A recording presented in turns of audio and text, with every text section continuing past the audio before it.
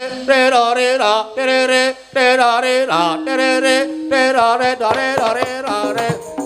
Mbak Lisa.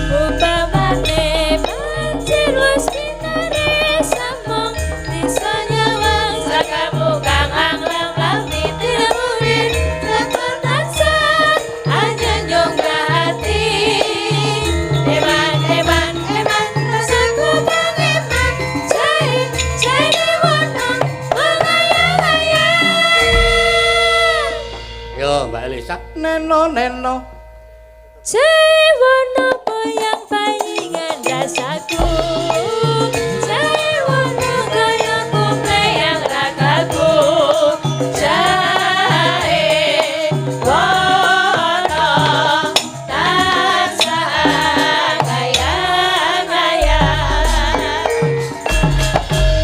Mas Bagong. Ya siap. Duh niki masih hutang podang kuning oh, lho 1 juta. Iya ya podang kuning ya. Iya, Pak Ranto. Saking sinten? Pak Ranto Purworejo. Oh, Purworejo. Nyawar kau pinten? 1 juta. Alhamdulillah 1 juta nggih. Limbukan tadi ditunggu. Ya mergo nganu Mbak Elisa, ya harap maklum karang ya request saking okae nganti ana sing klepian mula ya endi sing kelingan lah pokoke ya saling mengingatkan ya. Nggih, siap. Ya dipinangkani dhisik. Nggih, niku terus arep apa dhisik? Podang kuning terus mengke balik pelok bareng biar sama temen ya. Ya, pokoknya milih kok kancane sapa. Nggih. Pelok dicelenggake dhisik. Sekali mawon nggih, Mas.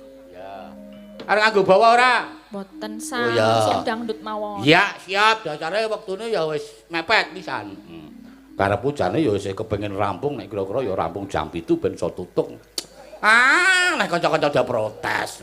Kanca-kanca iki kepadangan sithik ngono sing ngeneng terus ngono e. Kene lagi kadanging pun Kakang Yayi Arjuna. Wadane. Ayo ngene iki ya gayeng kok malah.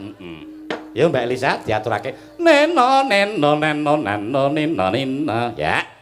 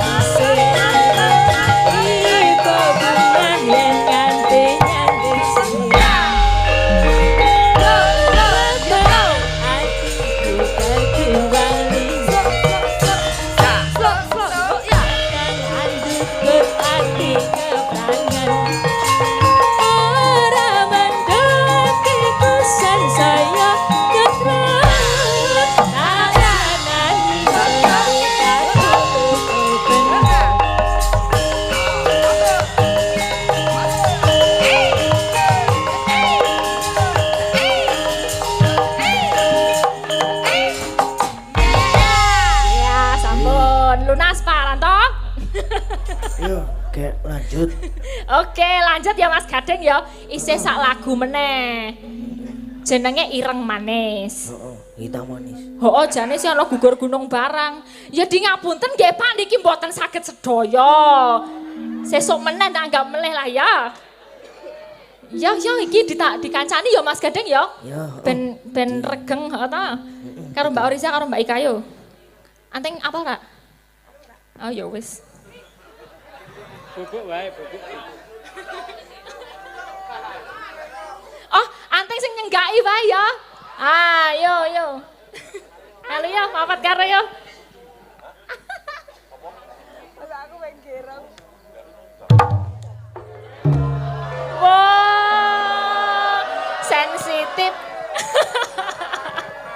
Aku saya medon lho. Rumah gubuk-gubuk. Heeh. Mamantri. Ayo Teng. Ayo melu ning kene Aku joget. ngadeg ya? Heeh. Ayo Teng. Wah, aku nyenggaki toi. Ora apa-apa. Ayo sing dibutuhke kuwi kok. Dan semangat. Lemu bayaran ki lek gerong kuwi lho. Nggo yang gawe cicik-cicik jare. Lah. Ya apa gorene?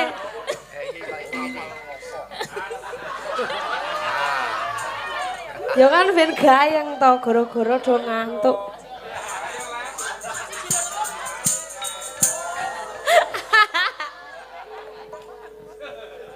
Bang gue iki lho, Mbak. Ayo kudu. Ya dari sana Mas Wahyu ya.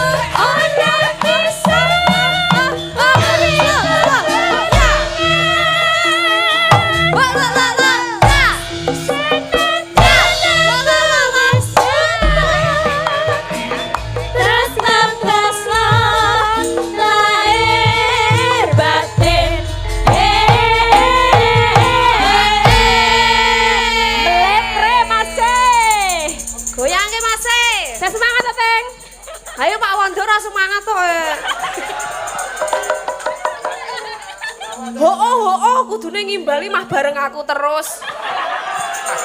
Tempok ya Teng, tempok ya. Ayo. Tempok Teng, tempok lho. Dompo. Berarti kurang kompak ya kowe Pak Ondo. Pak Tus yo ming. Arep ngepas nek ketukan ra pas-pas. Terus bahasanya enggak slow ya bakno kleru.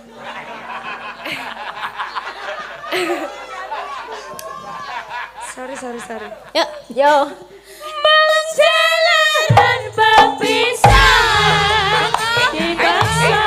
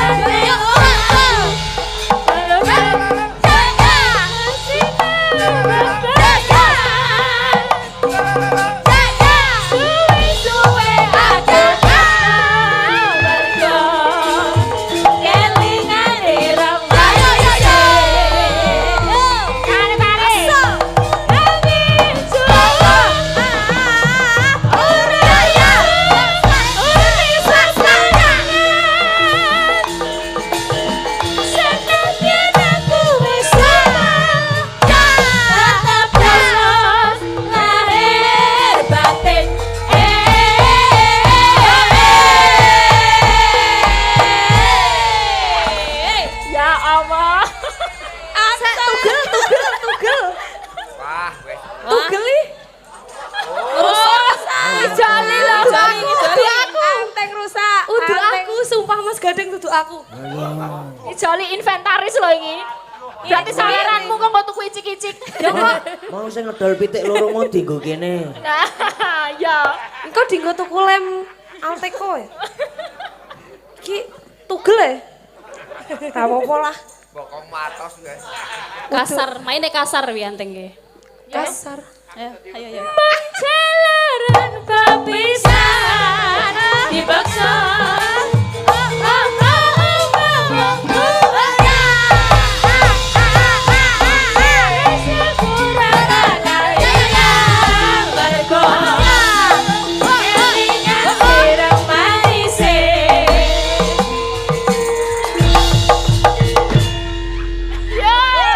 Sampun Mas Gading. Sampun. Salam icik-icik. Suaramu dikangeni tenan iki. Kaya ngapa? Mantan lidan dangdut kaya ngapa? Mambiat mayong paman.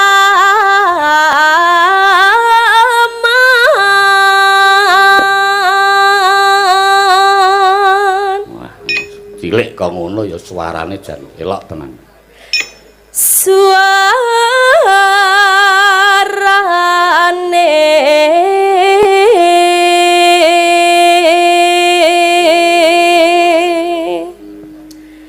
gendeng belam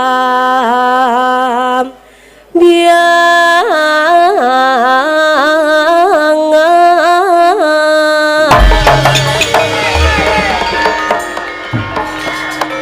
Gusti Allah, aku malah sing kaget lagi maca layang.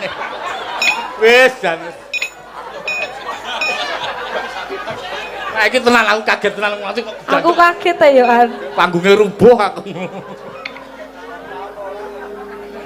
Nyeram biai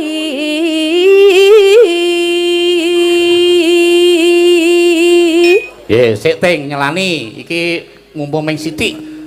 Saking RBK Ratu Boko nyuwun tembang kangen wesah mawis dipinangkani sugeng dalu Mbak Limbuk mugi Ki Gading SS dados dalang kondang nuruni warise Bapak Ki Seno Nugroho amin matur sembah nuwun kepareng nyawer nyo dadekke siji 100.000 dadekke siji ngono nah ngono yo mlumpuk yo pitike loro didol kabeh mlumpuk meneh yo ting Nuswan Toro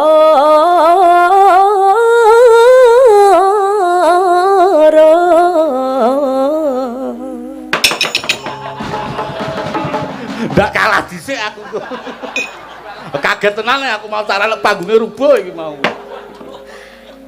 Pianyu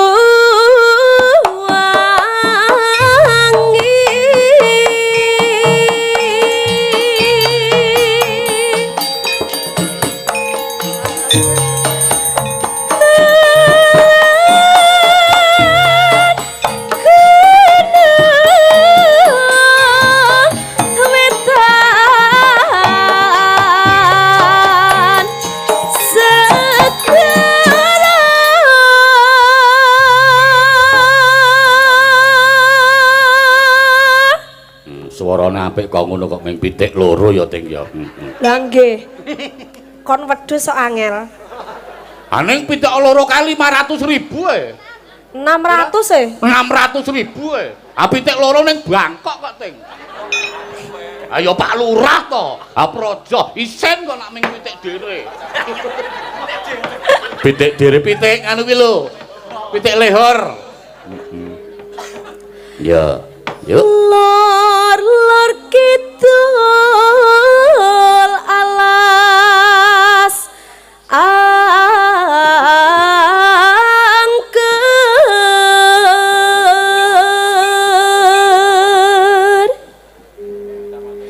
kang kaliwat liwat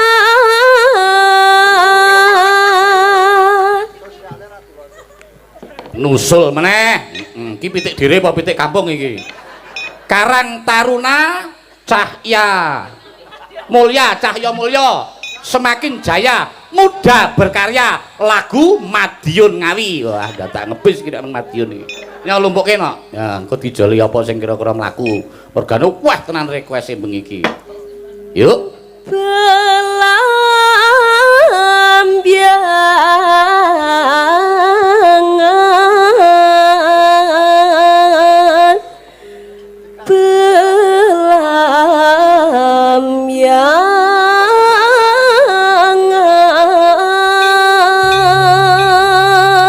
Aku karo ngewaske mburi ndak do ngeget-geti. Ojo takon senang susah tak bisa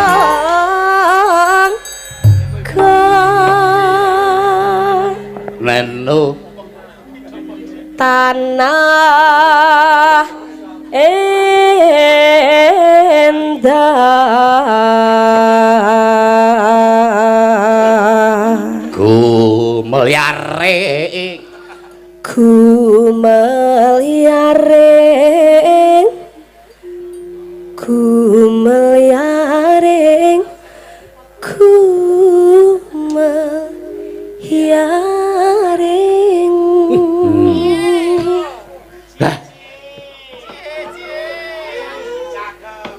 cakep Taman Sari Nuswantara belambangan melari Taman Sari Nuswantara belambangan melari Taman Sari Nuswantara belambangan seneng susah wis tak ojo takon wis pirang-pirang jaman turun temurun ya wis kelakon angge prahara kagem langit dino make biru yara make suke make ngempet umpah sekarang belambangan seneng susah wis tak ojo takon wis pirang-pirang jaman turun temurun ya wis kelakon angge prahara make langit dino make biru yara make suke make ngempet umpah sekarang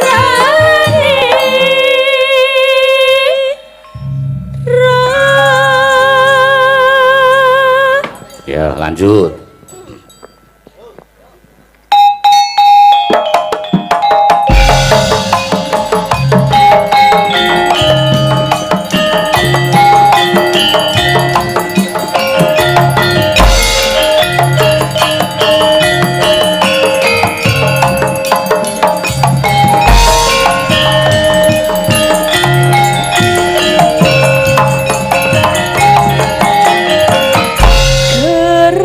Kerajakan Banyuwangi raina geni sing tau sepi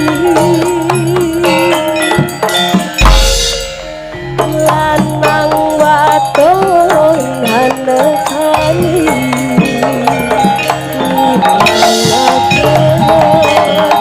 susah hati gonong pasir-pasiran semyur-semyuran kerekoan manuk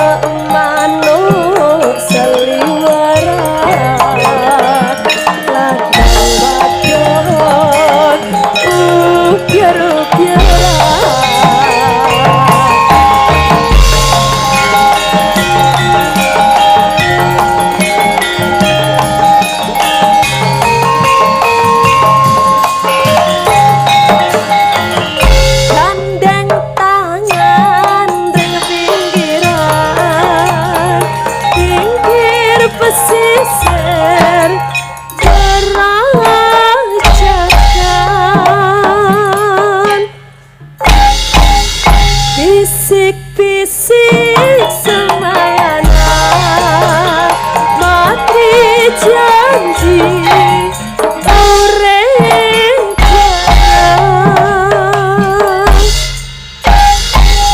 sir-sirana janjian untuk asli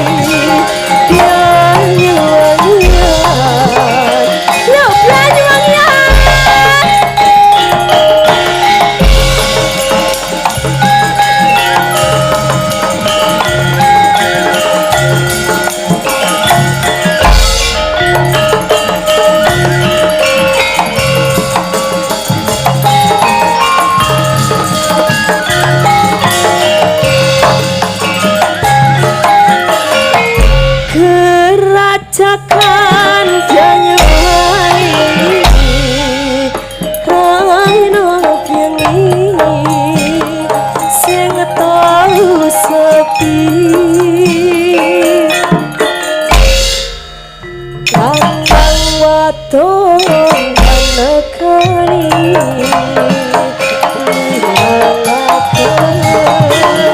susah ati gonong pasir-pasiran samyur-samyuran keretoan manong-manong saliweran lanang wadon ukir-ukiran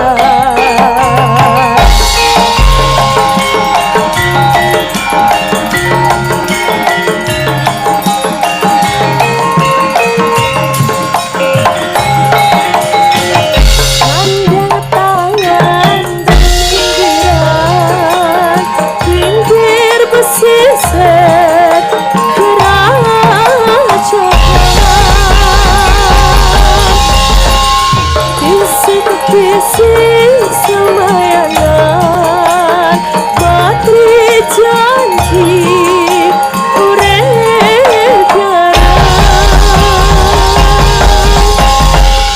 sir-sirana gandengan gendeng asli yang wangian sir-sirana gendeng asli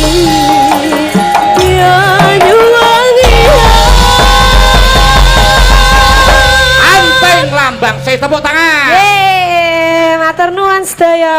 Luar biasa, matur sembah nuwun ya.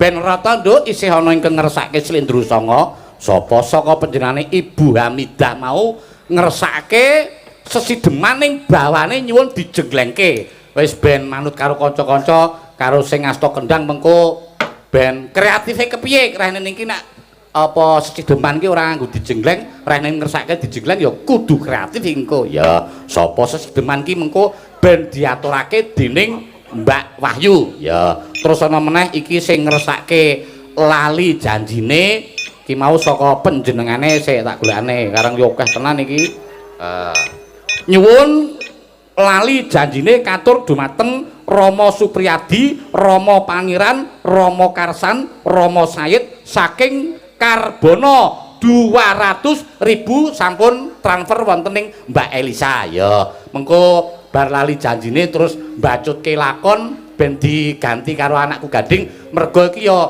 perange utawa cekelane wayang Anakku Gading ki ya diarep-arep tenan. Dadi ben rata, lakone ya kecekel, hiburane ya kecekel, tatanane ana, tuntunane ana, tontonane ya kecekel. Ya, ayo Mbak Ayu supaya tampil ke depan dispoti kanca-kanca. Cek cek cek deng mirong deng rerererererereng ngono ka. Yo ayo. Yo Mas Ayu yo.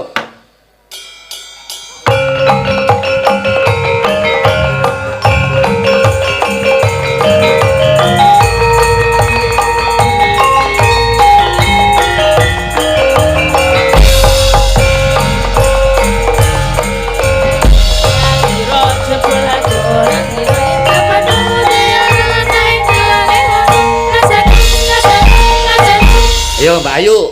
Kaya wong bingung. Ya Mbak Ayu tampil dhewe iki. Lha kok dhewe kula? Ya ora apa-apa Mbak Tati mau ya dhewe. Ya kala-kala ki ya piyae loro, kala-kala ya jen. Mengko bar iki ora ming dhewe ning bar iki terus telu dadi siji. Trio libel. Nun sewu nggih Bapak nggih. Ya, ngaturake selamat dhisik no kangge peresmian Purna Pugar. Kula ken napa? Kon Ngaturake ngomong napa? selamat. Oh nggih, selamat mugi-mugi. Napa nek nganu niku? Ya mugi-mugi berkah kangge Oh sedayane. nggih, mugi-mugi berkah kagem sedaya. Ya. Ngetes kanca-kanca pengrawit nek rehne niki sesideman ngersake nganggo jengleng piye kreativitasé kanca-kanca warga laras. Alon-alon bae. Aku saking dinilai selak kepengin delok sabetane anakku gading. Nggih. Ya. Nano neno tantung clek sakarmu kanca-kanca wis manut pokoke. Manut karo kakangmu Ipe. Kok kakang Ipe? Lah ya sing ngendang kira ya Mas Haryo Sumantri kira ya kakangne Tumenggung Kiswan Dwinawaika kok. Dadine Mbak Ayu ki adine Ipe. Kudu manut karo kakakmu ipar. Nano. Wiwitane.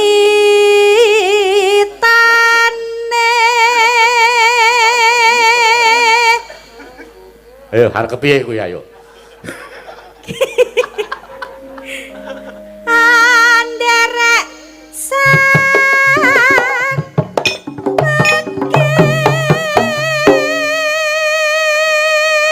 Wah ya apik, coba iki kanca-kanca do tiba pira iki. Wah, dasare iki gamelane kagungane almarhum Ki Sena Nugraha sing sok dienggo nyambut gawe. Udu sing sok nyambut gawe kae gamelan sing yasa anyar. Iki gamelan sing sepisanan utawa gamelan tinggalane almarhum Ki Suparman utawa ramane Ki Sena Nugraha ning karo Ki Sena Nugraha karo Mas Bima terus dibangun dienggo nyambut gawe sadurunge yasa anyar sing Kyai Maruta kae. Ya, iki ya juotos ya apik tenan. Dokno maune rekane arep nganggo gamelanku ning gandeng kene wis komplit ya wis. Ya, Neno. Priya bagus.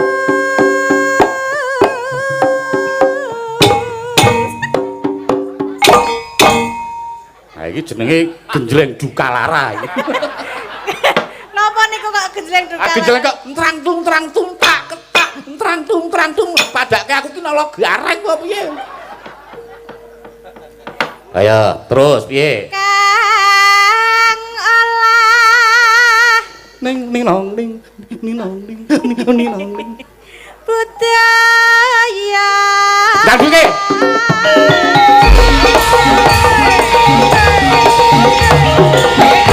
Disinilah hebatnya warga laras. Tanpa latihan bubrah. Tanpa latihan dadi.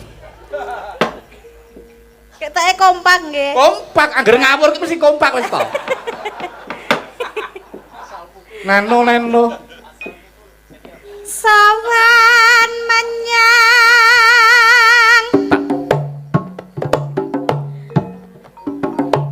Ayo yuk. Oh, nggih. Mah kok lali lembang pisan. Kutha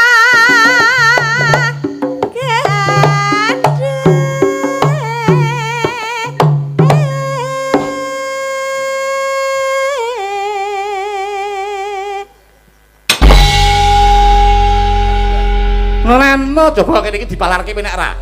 Ming nyoba lho iki. Nyoba kudu dituku. Nek ora penak piye? Ya ning nek ora penak kok didek dalan gemblak kutak ngono. Oh, tak kira. Coba. Neno tung malah lurung. Coba. Bandara Raska Yongyan Slendang Enteke dangdut Mas. Kang saking Yo kan yuk.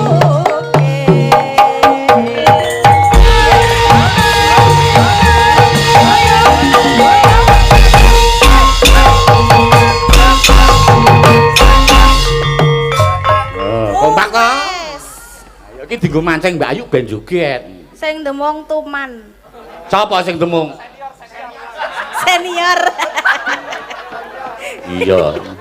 Kae aku saking tresnane karo bojomu. Heeh. Nggih. Piye? Aku mau tak takoni, "Le, Kis, piye?" "Piye, Om?" Karena nyuruh aku tak Om wong pernah ponakanku to. Nggih. Kowe nggo mobil dhewe? Heeh, Om. Penumpangmu pira? 4. Ya wis nyo, tak dolki pitik. Nggo tuku bensin aku ngono. Kok terus dirupak lurah. Napa nggih? Weh. Oh ya mah kemetu ya Kis dadi Mas. Wah, wis.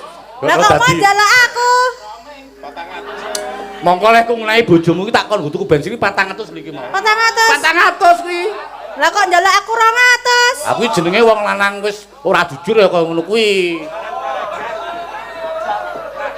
Kuwi bojo sing ora kena dienggo tepo palupi ya kaya ngono kuwi. Ha wong cetha saka aku 400 to. Nggih. Tenan kuwi.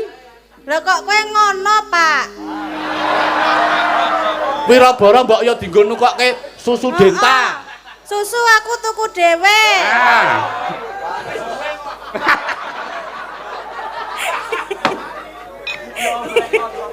Wes engko bali dhewe wae kana. Ya.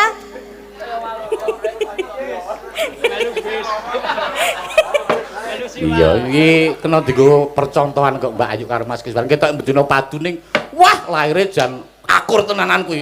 Patut dicontoh nek kono kuwi. Keluarga sing sakinah mawaddah warahmah ya kuwi piye loro kuwi. Lahir. Yo yo yo. Swara kurang premana ning wasesa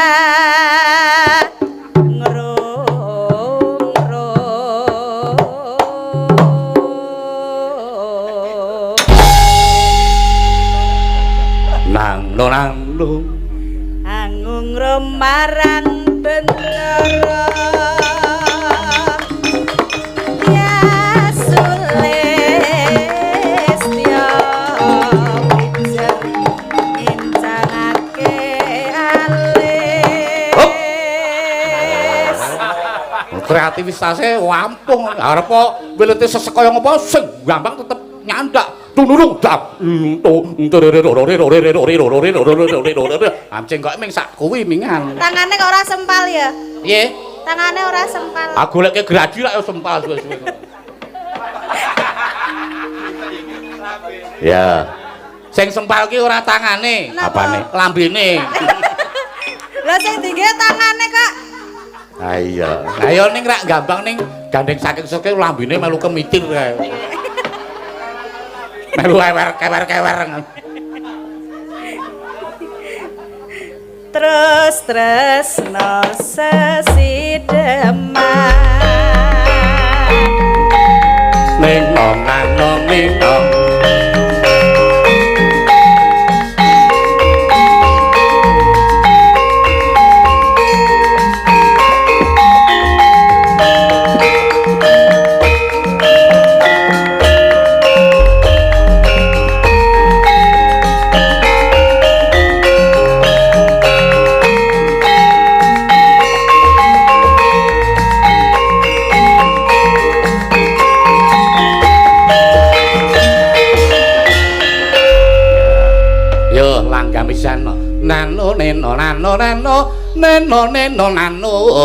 nong neno nene yuk luwe becik patenan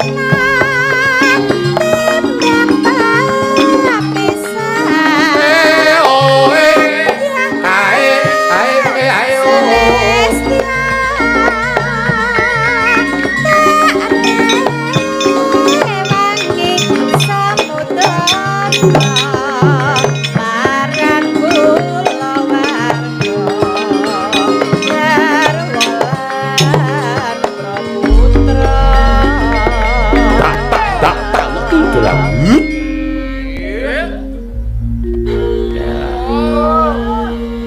bariki Mbak Wahyu, Mbak Neti, Mbak Orisa gentenan. Ya Mbak Orisa jane mau arep ora mangkat mergane jarene saking serake suarane ora metu. Ora apa-apa iki mengkukur kok.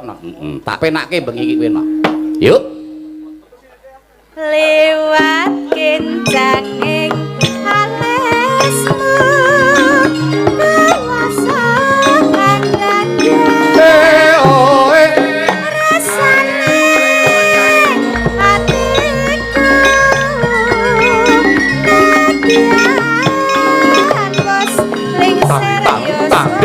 gereng tandeng gereng tandeng tulutang tulutang tulutang tandeng ladeni solahu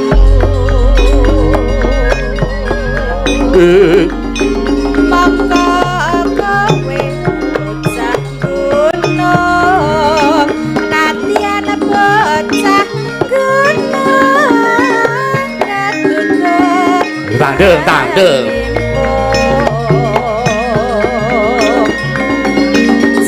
Siwa raga kehormatan mampruk rubuh ngarepi neng nong neng nong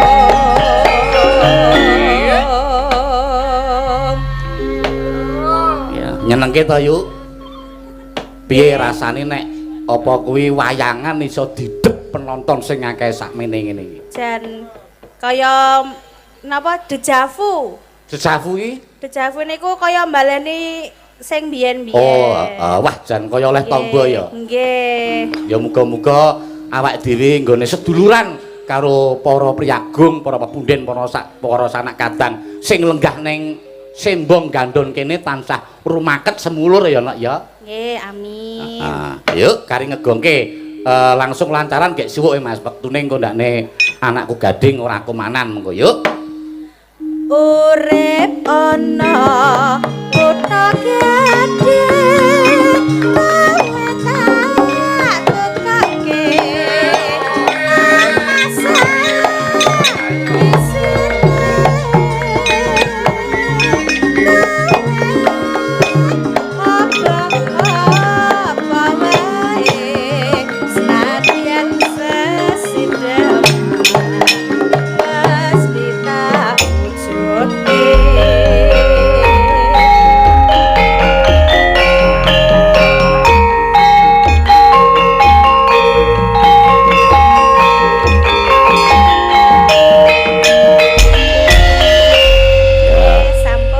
matur nuwun Mbak Ayu unggah malih. Sami-sami. Iya, iki mau sesideman minangkani pamundutan saka Bu Hamidah sing wis kepareng transfer 500.000. Dene Sinom Nyamatno minangkani saka pamundutan saka Bu Rosi Hongkong wis dipinangkani malah sing kepareng nyilirani Pak Lurah dhewe. Ya, terus ireng manis mengko sing ora iso diaturake ning Limbukan mengko diaturake ning Goro-goro iki sih ana sing ngersake apa kuwi sik tak golane Setya Tuhu diwacake pamundutan langgam Setya Tuhu turut bermudika cita atas peresmian Purna Pugar Vihara Dharmaguna Avalokiteswara semoga menjadi sarana dalam meningkatkan pemahaman Dharma untuk masyarakat Kaloran dan sekitar. Wabil khusus untuk Bapak Supriyadi semoga sukses dan sehat-sehat selalu. Tambah pesan ya untuk warga Kaloran jangan lupa prokesnya ya ngersake lelagon apa kajeke iki ngersake lelagon Setya Tuhu ning gandeng Setya Tuhu iki lelagon alus mengko diaturake neng Goro-goro klebu wae ngaren karo tahu tempe mau ya neng Goro-goro saiki minangkane pamundutan lali janjine sapa Mbak Neti pelok di Mbak Wahyu karo Mbak Orisa lah Mbak Prastiwi mengko Mbak Prastiwi bagiane ning Goro-goro mesake piye sepuh ki sing penting ki momong karo anak-anake ya iki ya matur nuwun iki panjenengane Ibu Agnes Widyasmara utawa garwane almarhum Ki Sena Nugroho bebarengan karo Bu Geter ya kepareng rawuh merga saking bombong-bombonge nggone arep junjung putrane Mas Gading ya bar lali janjine mengko terus mbacutke lakon ya mengko ndak dadi pengarep-arepe para pandemen utamane pandemene anakku Mas Gading toto-toto ya Le ya bar lagu lali janjine Le yo Mbak Neti Mbak Wahyu karo Mbak Orisa yo anune disepoti apa dadal kae bumbung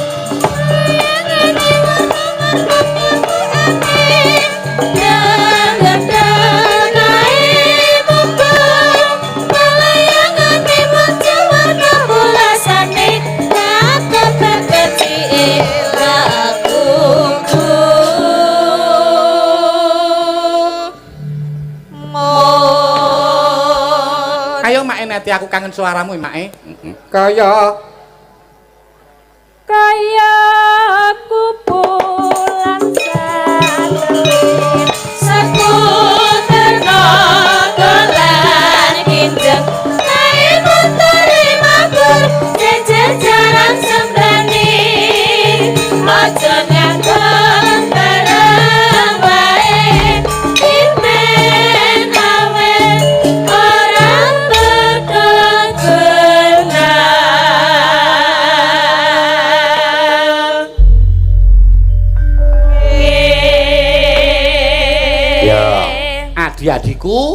adikku Wahyu, adikku Neti karo anakku Orisa wis kepareng maju.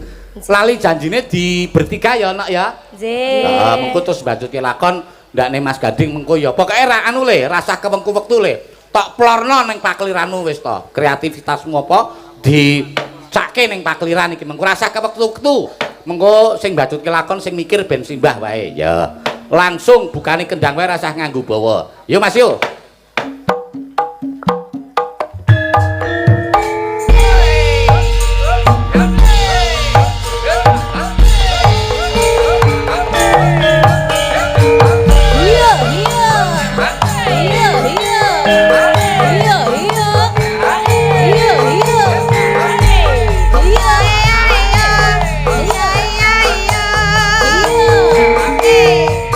Yuk.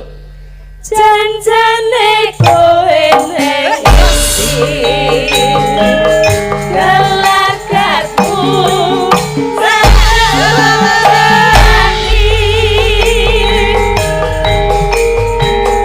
atiku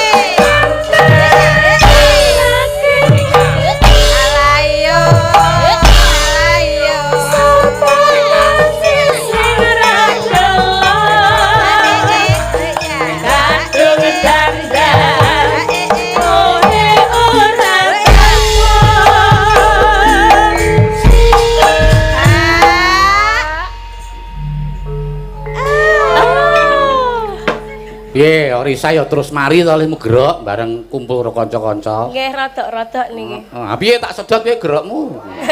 Engko rak terus mari. Pripun pripun? Maksude lelaramu ki tak sedote ben terus ilang ngono lho. Nggih, kula gelem. Duh. Lah ben mari to. Sik.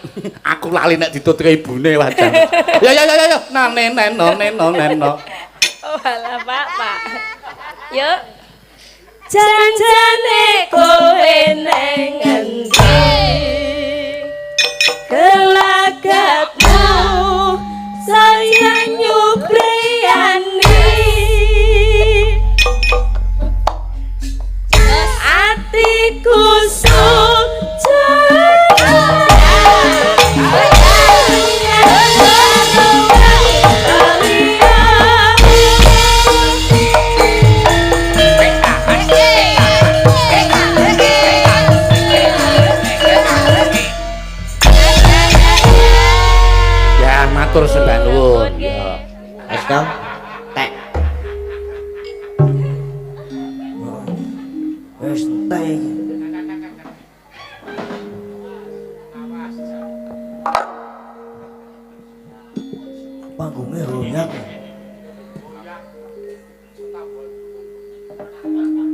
Kalau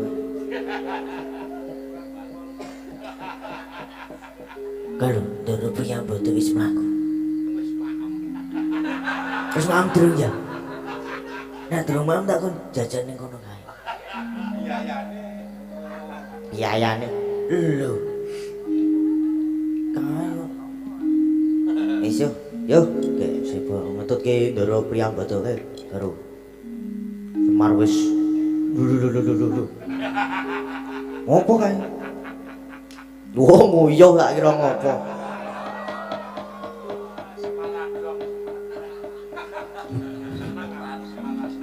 Ono tiang listrik kok.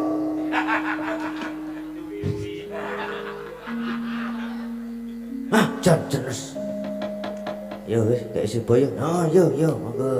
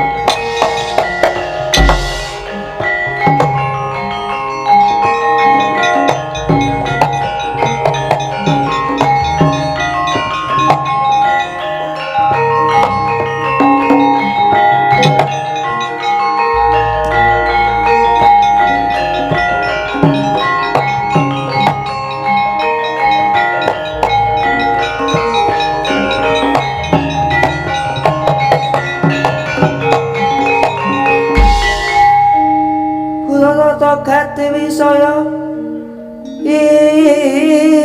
Indriyaksa Sara Maruta Om Awanapana Margana Pancabayu Jan Magulingan 5 bocah iblis padha janjenan. Satrio mandhek dhisik tak takon sapa jeneng endi omah sapa jeneng endi omah. Buta. Mung takon wae tanganmu sarawean idumu pating ciprat. Ababmu mambu abaji. Kowe takon marang aku genti aku takon sapa bracaanmu lan ngendi. Lah kamu takon itu gelem ngaku malah genti takon. Malah dadak takon nyucuk. Tok nyucuk buta apa abang. Mapan ing ana ngarep aku dudu ya. Kakek munggah sare sinuwun Prabu Bumi lho kok aku Tidya Cengklong Puspitanala. Ganti kowe ngaku sapa jenengmu? Ora ana jeneng. Nanging kekasih kang sumanding suting sare dadi basamu. Apa abang? Mapan monggo ya.